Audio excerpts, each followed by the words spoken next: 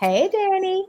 Hey, everybody. We are back with another episode of Triggered AF, the podcast. How you doing? Listen, I am feeling much better. I am learning how to go from hustle and grind mode to flow. And that transition for me has been quite traumatic, if I do say so myself, because Mhm. I'm so used to forcing things, hustling to get it done. And now I no longer want to do that. I don't want to do it so much that my entire being resists it. So trying to get to the point to where I'm changing that habit and then I'm now okay with the slowing down of things, because when you're hustling, you're grinding, there's no slow, there's only go. It's go, go, go, go, go. Go, go, So go. I'm Well, figuring it well, good luck and Godspeed on your continued transition. out. Exactly. Changing So, habits is hard. yeah. And we're going to talk a little bit about that today, right? So, we are going to dive into a very interesting topic about the relationship with food. And as you all know, I am a wellness coach and I'm super into nutrition and food and eating right and balancing your blood sugar. So I'm very, very interested in this conversation. And we don't talk about foods and our relationship with foods being a trigger, but they really, really are. It's actually such a big part of how some of us cope with our traumas and triggers. It's a big part of some of the things we may not like about ourselves based on that relationship with food manifesting in weight gain or acne or other physical manifestations of that. So I am so excited to get some solutions, right? So we can end our fight with food and hopefully give you some tools and some tips to kind of navigate that relationship in a healthier way. Absolutely. One of the biggest things for me, because we know I have such a sweet tooth, it is wild. I have such a sweet tooth, and I turn to sweets kind of for most things. And so, training myself out of immediately going for a piece of cake or a crepe, because they're so good, y'all, to kind of train myself to default to something different. I'm super excited about this conversation, especially because I have a sweet tooth. I have had a sweet tooth literally from the time I was a child. My mother has a sweet tooth, so she would always default to, if it wasn't fruit, then it was always a piece of cake, specifically Publix cake with not the regular icing, but the buttercream icing. It's wild that I know this. And I go, especially when I'm like having stressful times, Danny, you will see me. You're like, Alicia, you got another cupcake? I know. I know. So Jessica Procini today, she is going to assist us with providing, like I said, some solutions, because we're not just talking about our triggers.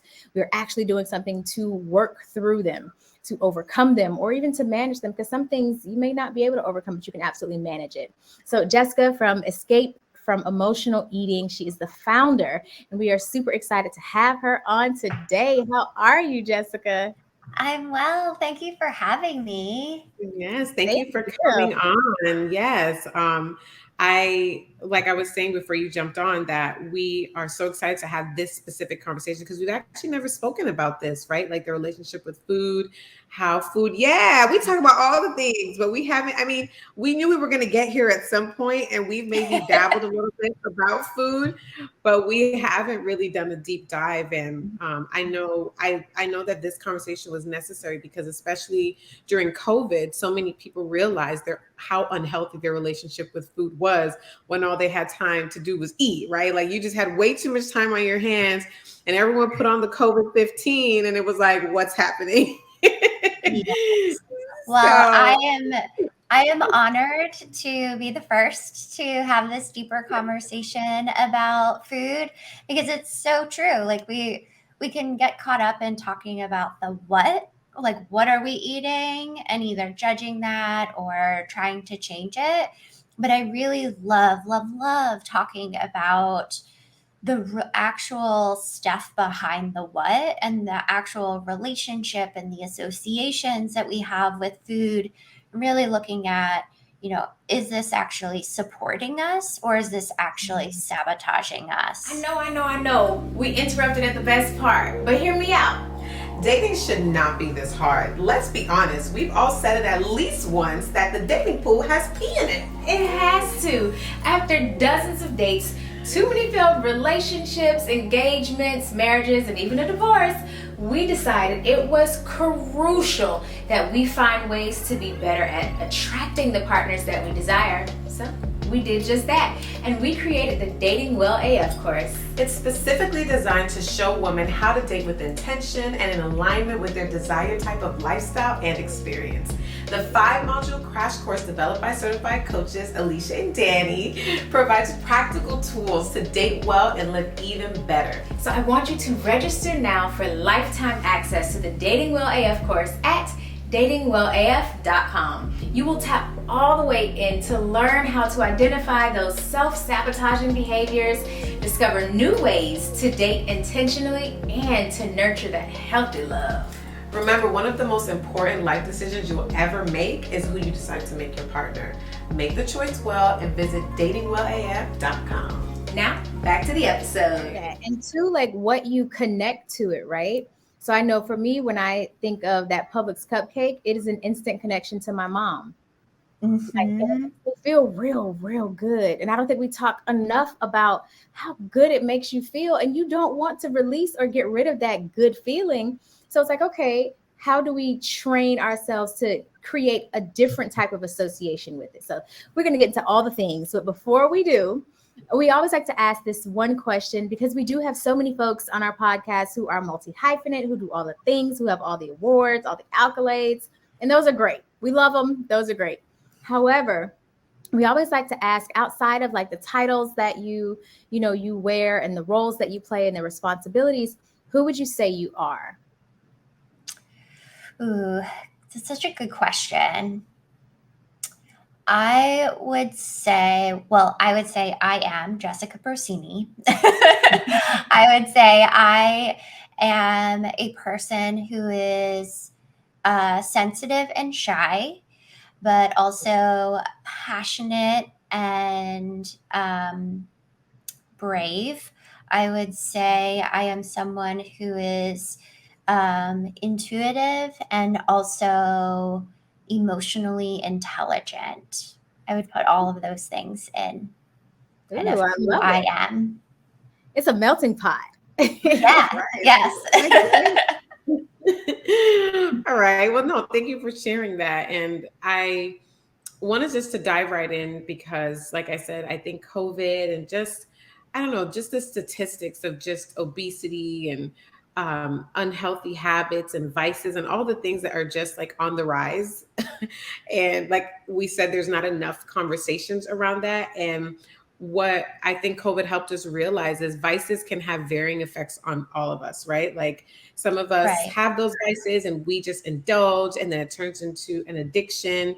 But the difference is like when you're taking drugs or drinking obsessive amounts of alcohol, it's super easy to recognize that you have a problem, right? Like that hangover the next morning, you missing your appointment, you not making it to work on time. Like, okay, it's like, okay, no, I have a problem, right? But food, I've found, especially even working with some clients that I've had, can be a lot more insidious because binge eating can feel normal and, like Alicia said, like comforting, or it feels like good to you. Like, oh, it makes you think of home. It makes you think of my mom. It makes me feel good. It makes me feel safe. So what are some ways that we can begin to recognize that there may be a problem with the relationship we have with food, since it's not as always like glaringly obvious? Yeah. Yes. Yeah. So it's so interesting because the difference between like an addiction of like substance of alcohol or drugs, the only reason why it's different than food is because of what we've been taught about it. Because there's plenty of people who do drugs and alcohol recreationally. And the same thing can kind of happen when it comes to food. So with food, our relationship with it exists on a spectrum of, mild to severe, meaning, if we're using it in a healthy way or are we using it in a self-sabotaging way. And there are even severe ends of that spectrum where eating disorders do live, and food addictions are real. The people that I work with, and also what my personal experience has been, is kind of been in the middle, where we're the people who know a lot about food and nutrition and wellness. And we still have this kind of burden that we carry when it comes to our relationship with food. We don't feel fully at peace with it. And we wouldn't necessarily go to like an eating disorder clinic for support because that's too extreme, that's too severe, that's not something that, you know, the people that I work with would really connect with. So it's muddy waters when it comes to our relationship with food.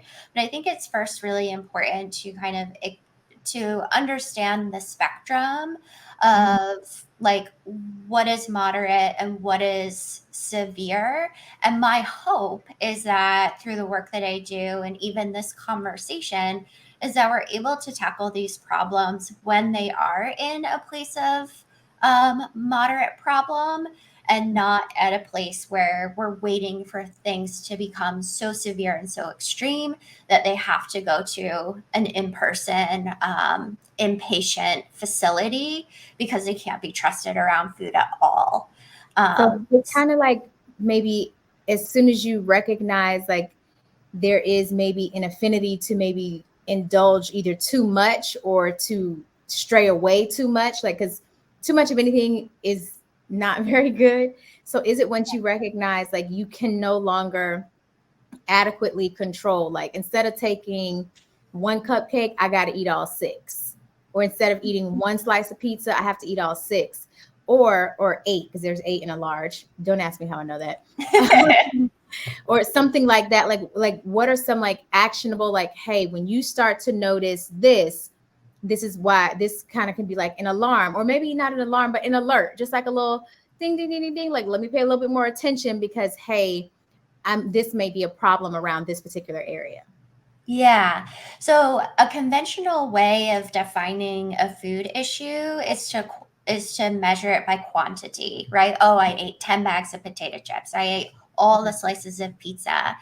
I actually don't recommend that we look at and evaluate, is your relationship with food a real issue Mm-hmm. based on quantity, because it's all relative.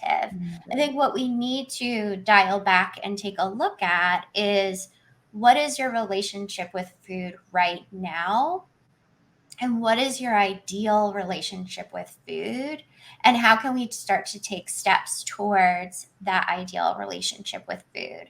So I would even recommend for those who are listening to just either pull out a piece of paper or a pen. Maybe you guys want to do this with me, or bring out your phone and open up your notes app.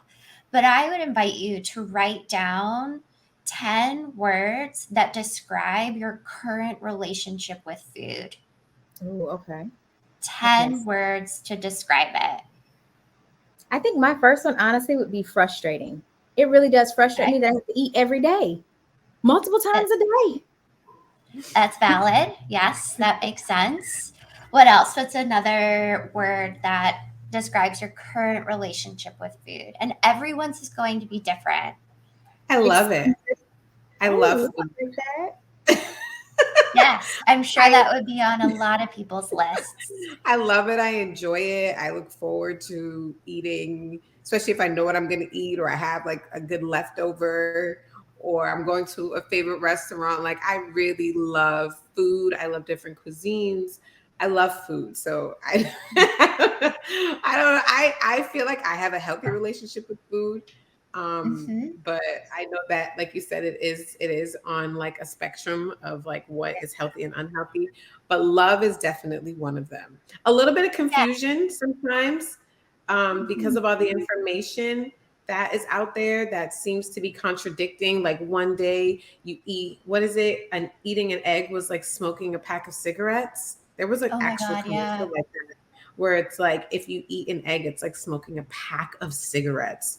And then in 10 years later, egg is a superfood that has folate. So pregnant women need to eat eggs. And, so it's just like, which is it? It was, sugar free in the 90s.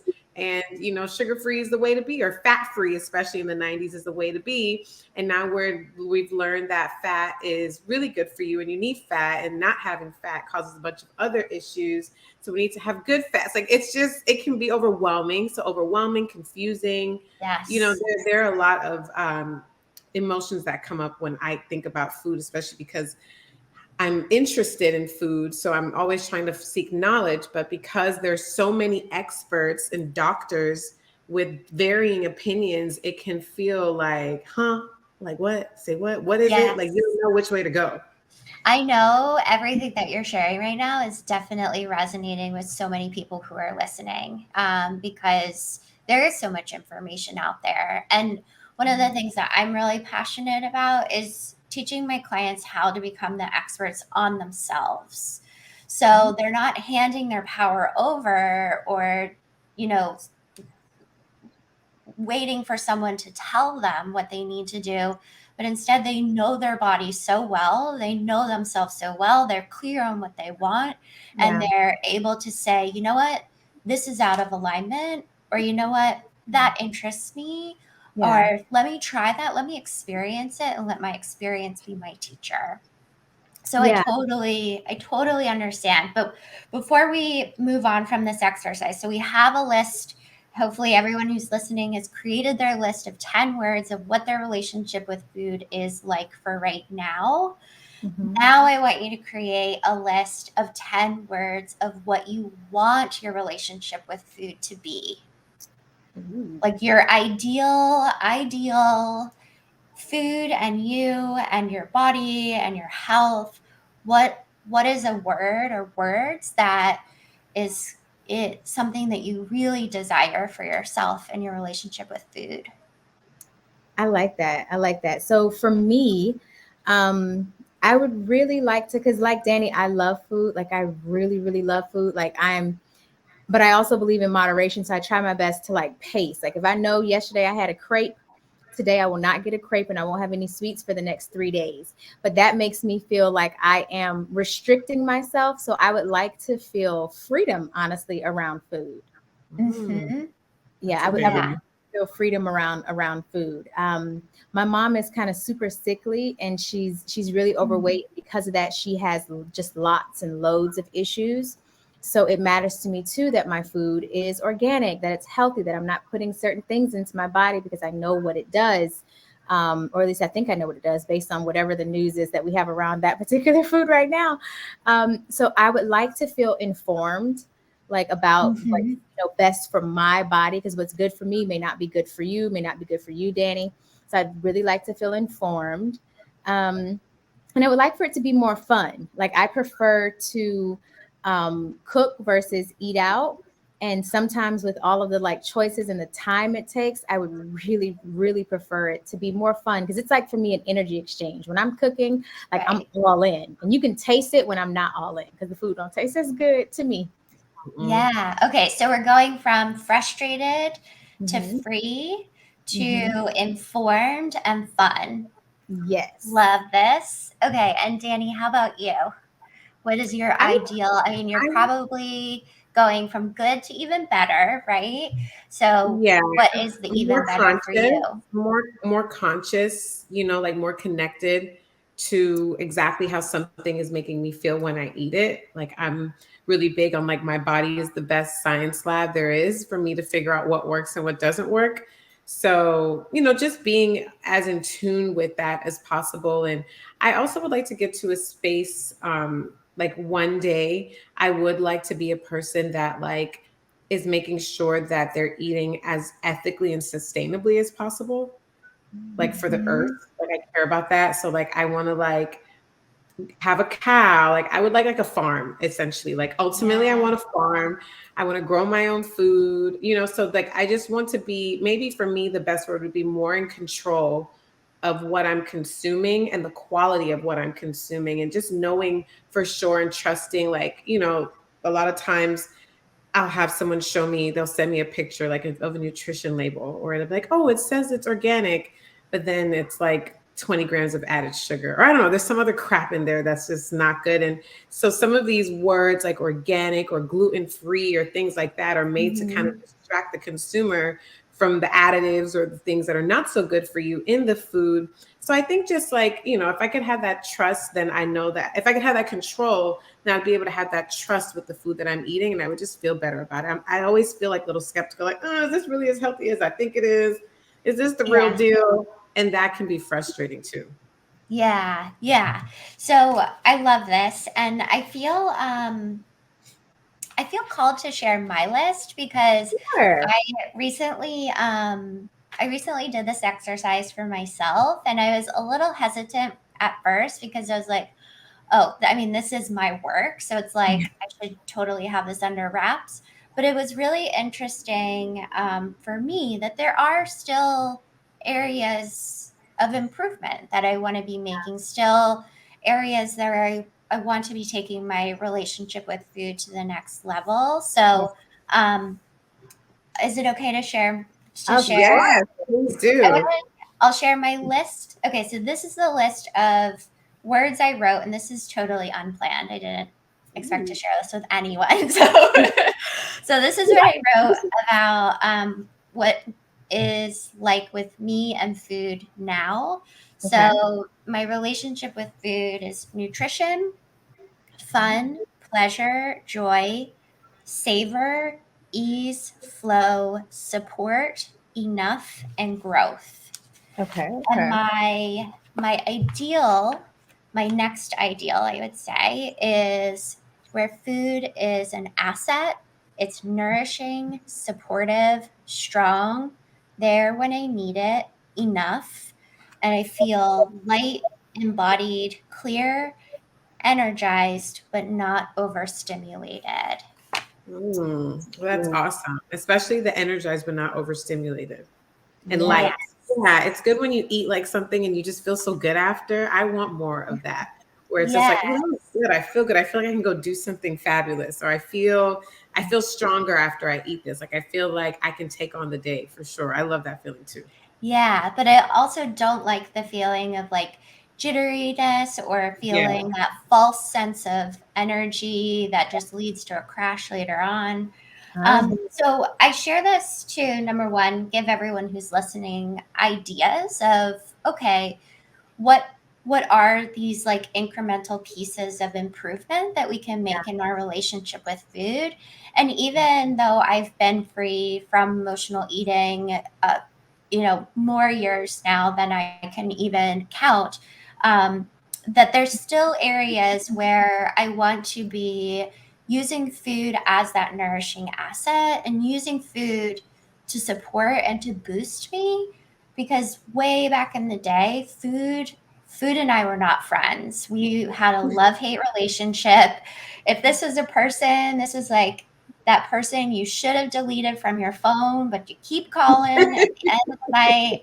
Like that was me and Drunk food. texting. So it's like I've come a long way, and there's still I'm willing to go to the next level, because I Yeah. think a lot of people can pigeonhole themselves into, oh, I just got to eat healthier, or I just got to do Mhm. this, Yes. when actually, what is the ideal relationship with food, and how each one of us shared, and they were so different, but they had some similarities to it as well. And Yeah. that way, when we get clear on where are we now and where are we going, that Hmm. can help us tune out or even filter some of the information that isn't helpful out there for us. Yeah. And that way, we're not trying to figure out if one cupcake or two cupcakes is what pushes us into a problem area. It's like, well, where do you want to be in your relationship with food, and allowing that to be the leader for the changes that you make. Yeah, and I love too how passionate you are about making sure that you are kind of healing the roots of that like emotional eating, by identifying, okay, what the problem is. And at least for me, in my experience, in all of the different facets of my own healing journey, Figuring out the root cause of a problem is sometimes more challenging than recognizing like the actual problem, because it takes a lot more work to be like, okay, I know that this is the problem, but where did it come from? Why is it an issue for me? And how can I, work to overcome that? So how can we like begin to identify what are those root issues that may have begun in childhood as to why we feel the way we feel about food? Yeah. So here's something that's going to probably blow people's minds, but um, the roots of our emotional eating and the roots of our relationship with food actually don't have much to do with food itself. It's everything behind and underneath the food. So in the years of research that I put towards this, I was able to identify patterns between hundreds and hundreds of clients of emotional eating experiences and be able to pull out and identify these four main roots. Now, I've put this into a quiz that people can now take, and you can go over to innerwork.me and literally in just a few minutes be able to identify which of the four roots are activated for you. And even then, it'll take you through a beginner's guide of how to start working with your roots. But the first thing that I want to say is that when it comes to actually changing our relationship with food and healing these deeper aspects, food is just a symptom. We have to be willing to go beyond it. So, Mm. for example, one of the roots of emotional eating is fear. So, what I can do now with my clients and what I do now is take an eating experience that they're telling me about and be able to peel back all the layers super quickly and be able to get down to what is the driving factor here. So those who have fear as one of their roots, these will tend to be the people who eat when they're stressed, anxious, scared, or overwhelmed.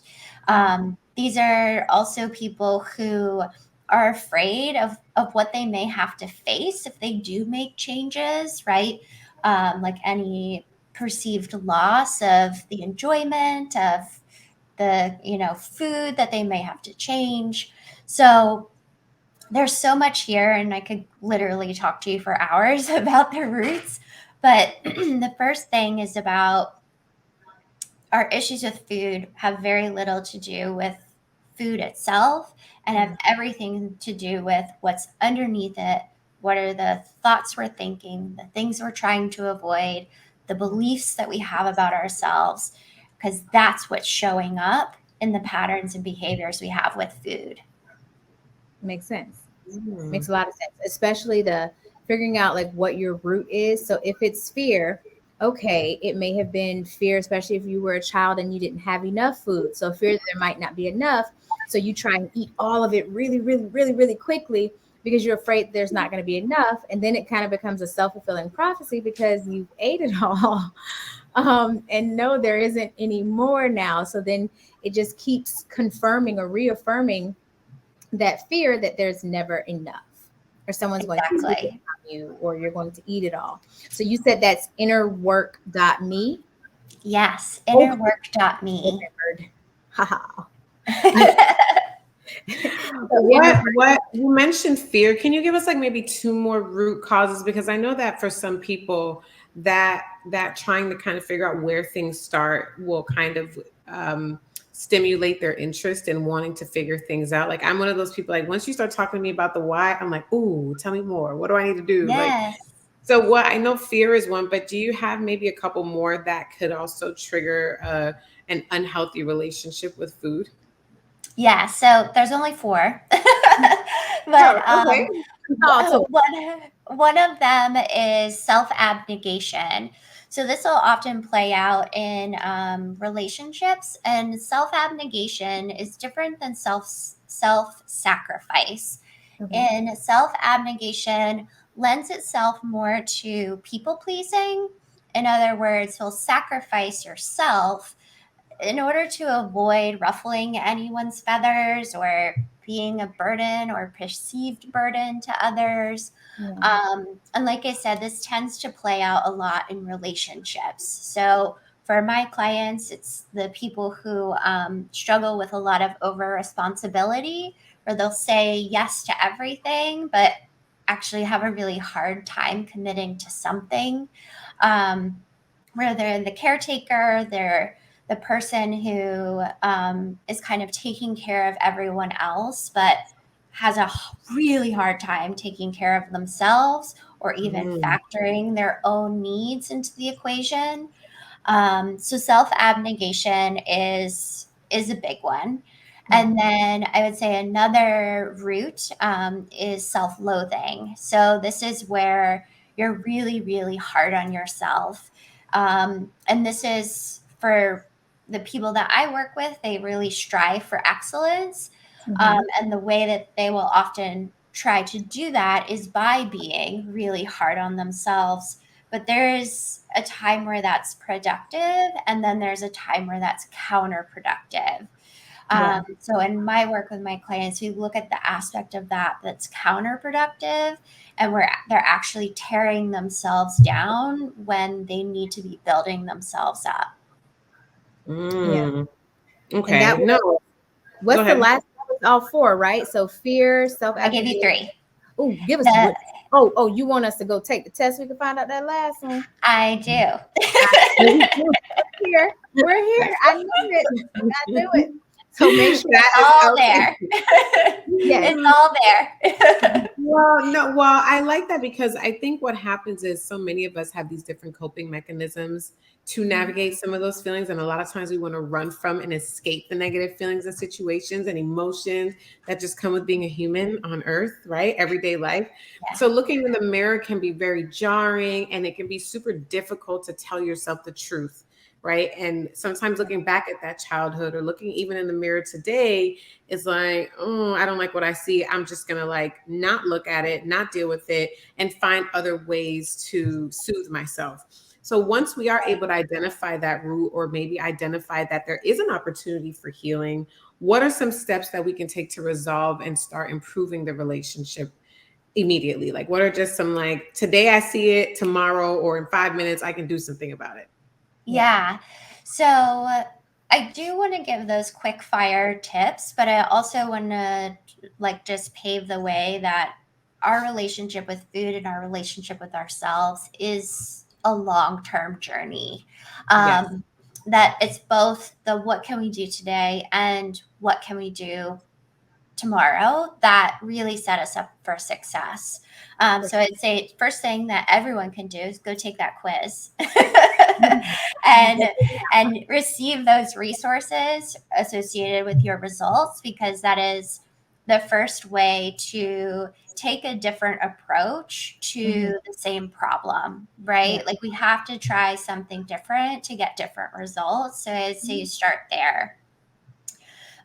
Then what, because this has started to become like a session, I would really recommend looking at the two lists that we've made, right? The list of what's my relationship with food like now and Mhm. where do I want it to be, and start to really look at what is one thing I can do today to bring this piece of the ideal list into today.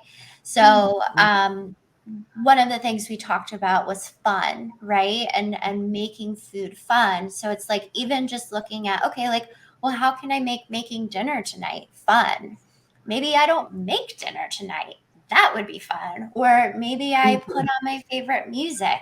That would be fun. Or maybe I get my kids involved. That would be fun. Or I make my favorite recipe, or I take off time limits and take as much time as I need to make dinner, Yeah. and it's about taking that ideal list and then starting to bring into to today, what are the little pieces that we can start to add in? So those are two things.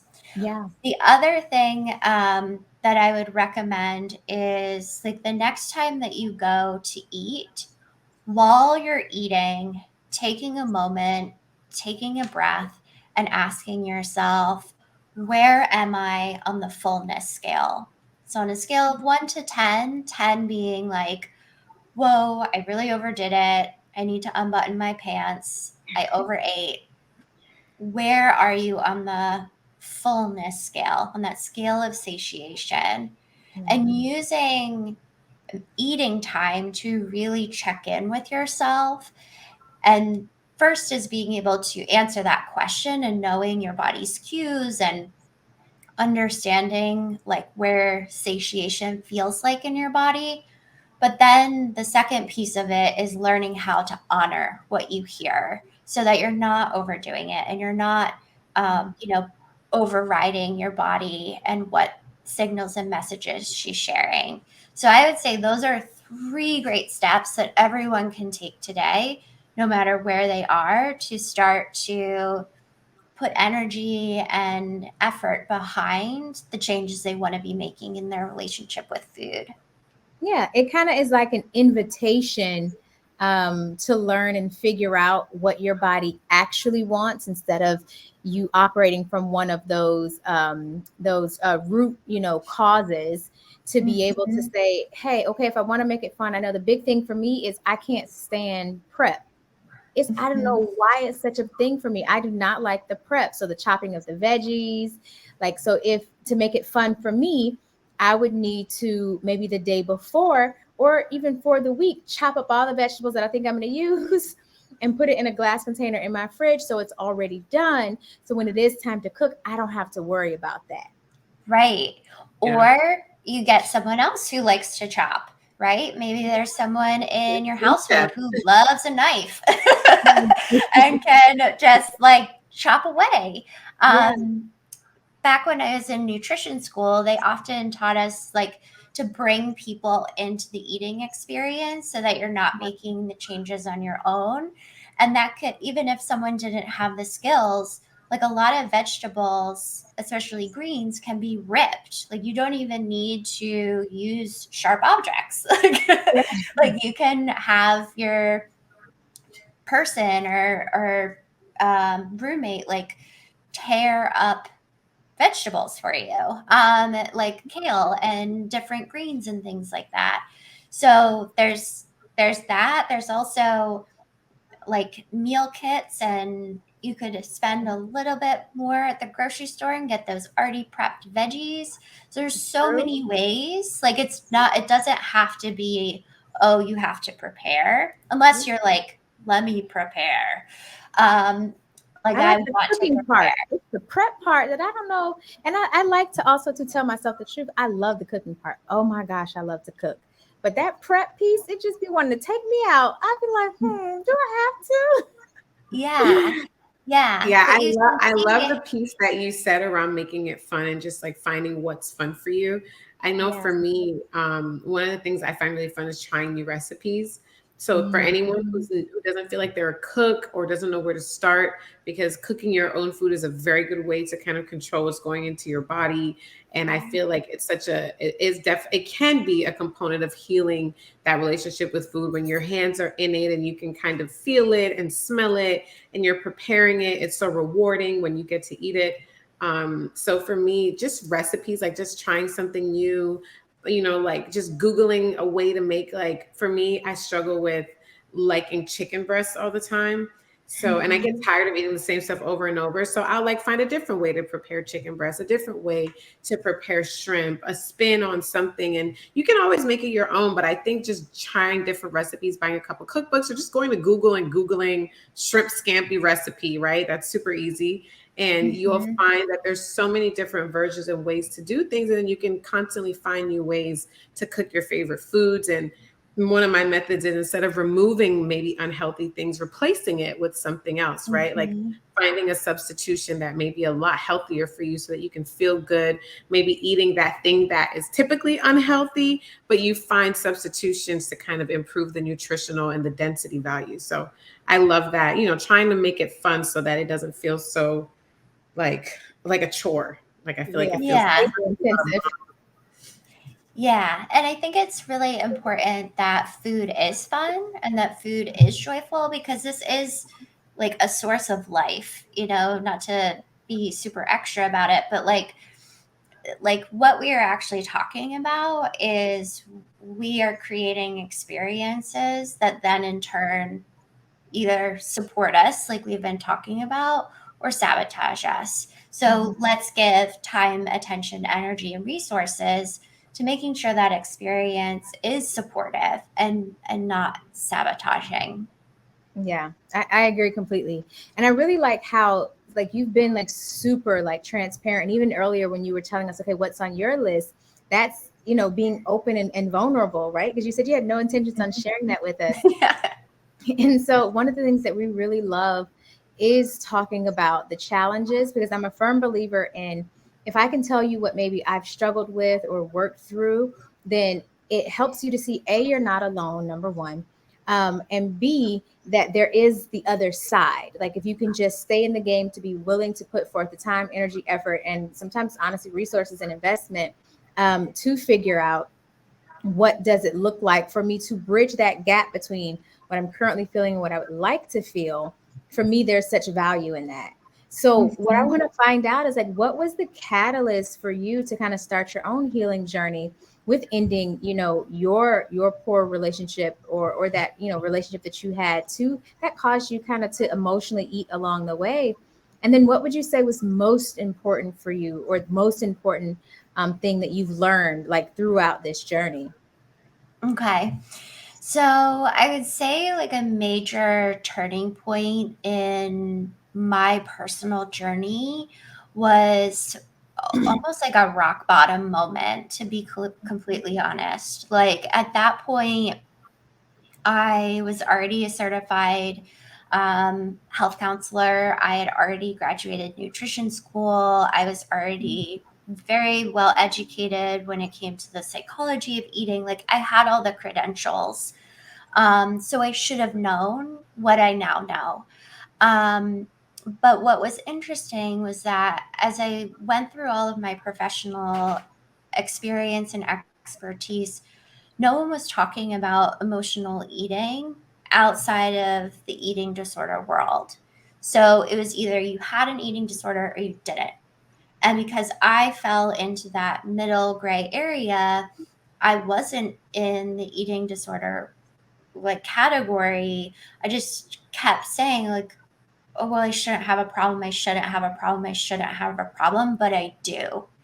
And for a long, long time, I was in a lot of denial that I was an emotional eater. And I would say, even just discovering that emotional eating can look different than the extreme cases we often hear about, that was mind blowing in and of itself, because I didn't have hundreds of pounds to lose. My desire for health and wellness didn't come in this extreme case like I was talking about. Um, but I still felt like what I desired in the ideal relationship with food I wanted still felt like absolutely impossible. Like the peace and the freedom that I wanted back then felt like it was just not going to happen. So I Mm, found myself at this choice point, really almost like this invisible point of, do I just see my relationship with food as my cross to bear? Do I see it as this thing that I'm just going to have for the rest of my life and I have to like figure out how to get by with it? yeah. Or I can refuse to settle and essentially like die trying to figure this out. And I really felt like I was at this crossroads of like, I don't know the way, I don't know what to do. So I can either settle or refuse to settle. And Mm, there was like, honestly, like something inside of me that knew, that just knew there had to be a way, that I wasn't like put on this planet to just suffer indefinitely, especially with my relationship with food. And like, there was that part of me that is like, I don't care how long it takes. I don't care what I have to do. I am not settling and accepting that this is just the way that it is. And that was honestly the beginning of the end. It was what Mhm. put me on the right path. It's what really had me willing to face a lot of the things that I was denying. Yeah. It really had me like accept the challenge, really. Yeah. So I would say that's the catalyst point, and I really believe that everyone goes through a similar point of, am I just going to keep throwing this under the rug, or am I going to do something about it? Um, from there, I would say probably the most powerful thing I've learned, Hmm. honestly, I would say what it has boiled down to is how to really step into and own and claim my own value and my own self-worth. Because back in the day when I was emotionally eating, I didn't really believe that I deserved to feel good in my body. I didn't really believe that I deserved to have food that was in agreement with my body. I didn't really believe that I was worthy. And it sounds so crazy to say that out loud, but like there was this part of like self-punishment that I used to use food to like punish myself in certain ways. Um, whether it was through restricting or whether it was through eating until I made myself sick. Like it was just like there was this element and this deeper thread that ran underneath everything of like I sort of like deserve to be punished. And that's not everyone's case, but that certainly was for me. And it's been many years, and it's the journey still continues of not only like being able to truly believe that I definitely don't deserve to be punished. Yeah. I do deserve to create and receive the life that I want, and I am worthy of more, and I deserve more, and I deserve to be happy. Mm. Um, so it's say like self-worth, self-esteem, self-belief, confidence, like all of that was like sitting at the bottom of my relationship with food, and I feel really grateful that I accepted the journey of healing my relationship with food because it has paid off in so many ways, um, and continues to do, and I know will be with me for the rest of my life. Yeah, you said that, it is an ongoing journey. It's not something that's like a quick fix, or you're going to have this magic pill that's going to fix your relationship. And we know that healing isn't linear, right? And the path to habit Mhm. change is not for the weak or the faint of heart. Like you're trying to like overhaul, habits that don't serve you, or thoughts and conditioning that doesn't serve you. And sometimes when you try and you fail and you regress, or you just have a lot of challenges trying to make the changes, it can be really discouraging along the way. Like you can just want to give up, you want to quit. We have a lot of, especially just throughout, especially I feel like starting in the 90s, you saw a lot of like yo-yo dieting, where it's like you're Mhm. dropping the 15 pounds to fit into the dress and then you're putting it all back on double. We've seen a lot of the information come out about Ozempic and other medications that they may have the immediate or quick results, but then after you get off of them or after something changes, you're right back at square one. And I think so many people Right. deal with that, and it's really hard to kind of stay the course. So do you have any activities or anything that you can suggest that people can implement to be more compassionate with themselves along the journey, maybe if they are not having as productive of an experience as they thought they would have, right? Like they thought they figured it out. Or even people, like sometimes I know for me, after I had my first baby, and also having certifications in wellness and health, and knowing a lot about food, I was for some reason like putting on weight, and I could Mhm. not drop it. And it's like I know all the things to do. I know how to balance my blood sugar. I know like but for some reason the weight just was not moving, and I started feeling like a fraud. I was like, God, like, how am I, like, I'm looking at my client and I know I look at least 20 pounds heavier. Are they looking at me like, well, girl, why are you trying to tell me about food? And you're obviously not in control of your own diet and your body and things like that. So even for people that work in a similar field or who feel like they know better and they're doing better, but there are these moments of regression, like, are there ways that you were compassionate with yourself throughout the journey that people can also implement on their journey? Yeah, I really recommend like a diet, so to speak, of acknowledging the goodness. Because Yeah. when things get hard, it's happiness, it's acknowledging the good that is going to fuel us through the hard times. So whether it's a practice, like a gratitude practice, or I honestly just have a practice of just listing out like things that I'm happy about or things that went well, um, things I'm proud of. I try not to put myself into like a box or that rigid, but just acknowledging what's good or what made you happy today or what is going well in your life can be the little boost that's needed when things fall apart. Because whenever change is afoot, shit needs to hit the fan in order for things to change. Like, if we think we're going to change and it's just going to be all rainbows and butterflies and happy all the time, then you don't want to change. You want perfection. So, sort of like you guys were talking about at the beginning of the podcast, that like change is hard and shit is going to hit the fan, and we are going to have to wrestle with ourselves in certain cases.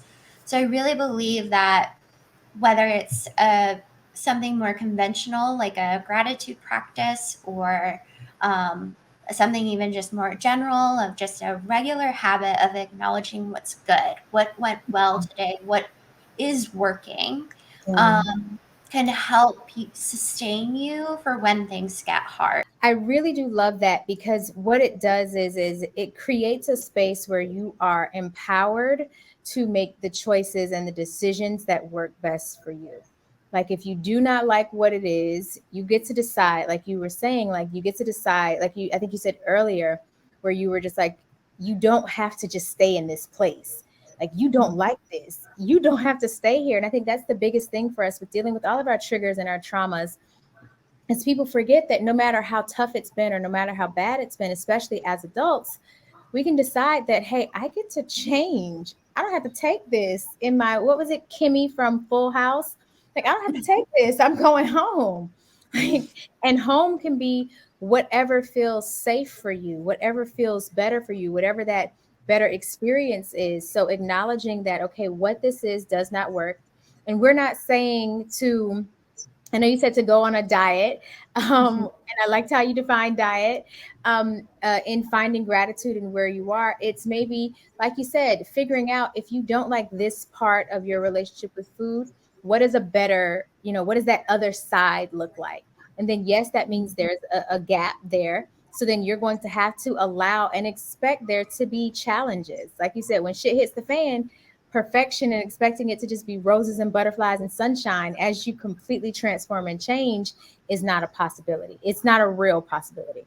Right. So figuring that out and being willing to say, hey, I'm having some struggles, like you said, bringing other people into your desired new experience can just not only serve as an accountability partner, but also help too when it's not so fun, when the change is challenging, you know? Exactly. Yeah. I do feel like that's such a great message that like when things get hard, we don't have to do the hard alone. And I actually don't recommend it, because that's where we can really move into a dark place.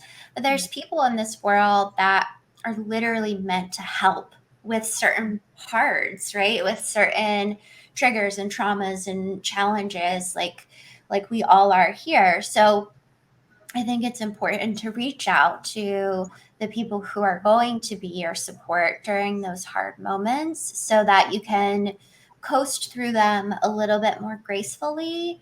And most of all, you don't stop when things get hard, but you keep going. Yeah, for Yeah. sure. For sure. No, this has This been so conversation was so good. awesome. Yeah, I hope that's super helpful because it's one of those things that I'm sure sometimes people don't even stop to think about if it's something to even acknowledge or if there's something they could even do about it. So many of us eat the way we eat because that's how our mother or grandmother or that's how auntie and them eat. And we just think that because it's always been that way, it has to stay that way. So just what you were saying before about like just knowing that it was an option, it was possible, it was something that you deserved Yeah. to make this change, you know? So I think that that's kind of the first shift that has to happen for people is realizing that you need to make the change and that the change is possible and that you're in charge of implementing that change long term for the next generation or for your children. Like I have people tell me like, "Oh, my children only eat chicken nuggets and fries." And I'm like, "Well, where did they get the chicken nuggets and fries from?" Right? Bought it Like for did they Yes. drive to McDonald's? Did the 2-year-old drive to McDonald's and like order chicken nuggets and fries and walk out? Like, no, these are choices that we're making, right? And those little Right. choices add up and create our habits and create our overall life.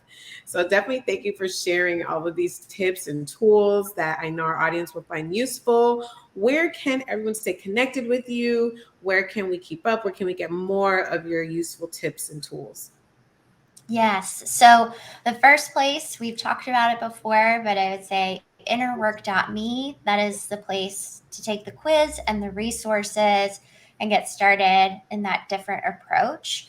And then home base for me is escapefromemotionaleating.com. That's where you'll find out more about me, my work, my programs, links to the YouTube and Instagram and all the things. So escapefromemotionaleating.com is the best place to find all of that.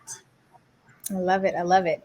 And you can stay connected with me all over her everywhere at Alicia Reese. You know, my mama she was a little special when she was deciding how she was gonna spell it. So it's Alecchia, last name Reese, Reese.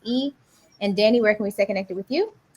You can stay connected with me at the Danny Bordeaux. Bordeaux is Bourdeau. You can stay connected with Triggered on Instagram at TriggeredAFPC. You can go to triggeredafpodcast.com to keep up with our upcoming wonderful events. You can go to triggeredafevents.com to just stay in touch and make sure that you are aware of everything that we have going on. So I hope this was useful. Share with a friend, share with somebody that you think might find this useful. So that they can get the information that they need to just even start, just to even think about, just to get the wheels turning. We hope this was useful. Enjoy the rest of your day. Thanks for listening. Bye.